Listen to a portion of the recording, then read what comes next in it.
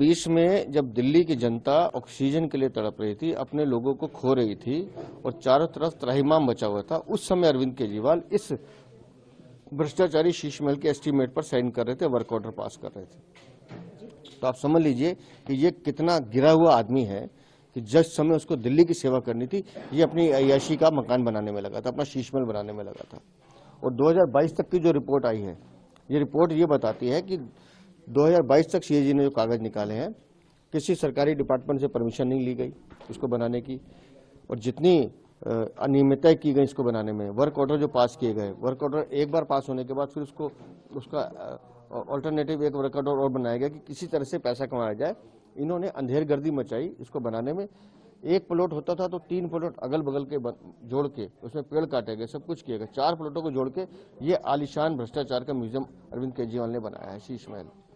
और उसकी जो 22 तक की लागत है वो 33.71 करोड़ है। हमारा सवाल दूसरा है, पीडब्ल्यूडी विभाग ने जो इन्वेंट्री 2024 में घोषित की है और जो सामान उन्होंने दिखाया है कि ये पीडब्ल्यूडी ने नहीं लगाया है, वो सामान कहां से आया, वो पैसा किसका है, उसका जवाब अरविंद केजरीवाल को देना है। इसलिए हम बार बार कह रहे हैं कि ये सीएजी रिपोर्ट जो 2022 तक की, अगर ये 2024 तक की कंप्लीट आती है तो खाली इस भ्रष्टाचार के म्यूजियम शीश महल पर लगभग 75 से 80 करोड़ का खर्च हुआ है, जिसका पैसा अरविंद केजरीवाल ने शराब घोटाले से कमाया है, जल बोर्ड से कमाया है, या विदेशी चंदा लिया है, या विदेशी देश के दुश्मन जो खालिस्तानियों के साथ वो बैठते हैं उनसे लिया है। इसका जवाब अरविंद केजरीवाल को देना। अरविंद केजरीवाल को मालूम है कि उन्होंने चोरी किया, भ्रष्टाचार किया है, इसलिए वो उस शख्सियत की तरफ उंगली उठाने की कोशिश करते हैं जिसकी ईमानदारी और जिसकी प्रतिष्ठा पर कोई हाथ उठा नहीं सकता।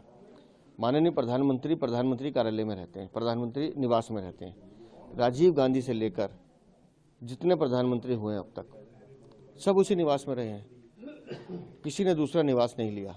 और 2047 के बाद कोई प्रधानमंत्री आएगा वो भी उसी में रहेगा। लेकिन अरविंद केजरीवाल से मैं पूछना चाहता हूँ, इस बंगले में क्या मदन लाल खुराना रहते थे, शीला दीक्षित रहती थी, सुषमा स्वराज रहती थी, साहिब सिंह वर्मा रहते थे? बताएं। सबको अब बंगला डेजिग्नेटेड था, अपने बंगले में रहते थे। लेकिन तुम्हारा जो चोरी करने का जो मन था, तुमने जो लूटना था दिल्ली को, तुमने एक बंगले से तुम्हारा दिल नहीं भरना था, तुमने 3 बंगले साथ के ओर लिए, उनको तोड़ा, रातों रात पेड़ कटवाए, रातों रात उसको पूरे को ऑक्यूपाई किया और 4 बड़े प्लॉट बनाकर एक अपना आलीशान जो करप्शन का म्यूजियम बनाया है। तुम क्या तुलना करोगे प्रधानमंत्री से? तुमने तो एक ऐसा म्यूजियम बनाया है करप्शन का, और तुम्हारे में हिम्मत है, गैरत है। अरविंद केजरीवाल, चुनौती देता हूँ, इसको खोल दो, सरकार तुम्हारी, इसको खोल दो दिल्ली की जनता के लिए, और एक बार दिखाओ कि 100 रुपये की चप्पल और 2 रुपये का पेन लेके जो तुम धोखा देने दिल्ली की जनता को निकलते हो, तुम किस आलीशान बंगले में रह के अय्याशी करते थे, कैसी ऐश प्रस्ती करते थे, इसका हिसाब तुम्हें देना होगा। मैं कह रहा हूँ ना जी, इस बंगले को खोलने की जिद हम क्यों कर रहे हैं? यहाँ आपको मिनी बार भी दिखेगा, यहाँ आपको जाकुजी बाथ भी दिखेगा, यहाँ आपको सोना बाथ भी दिखेगा।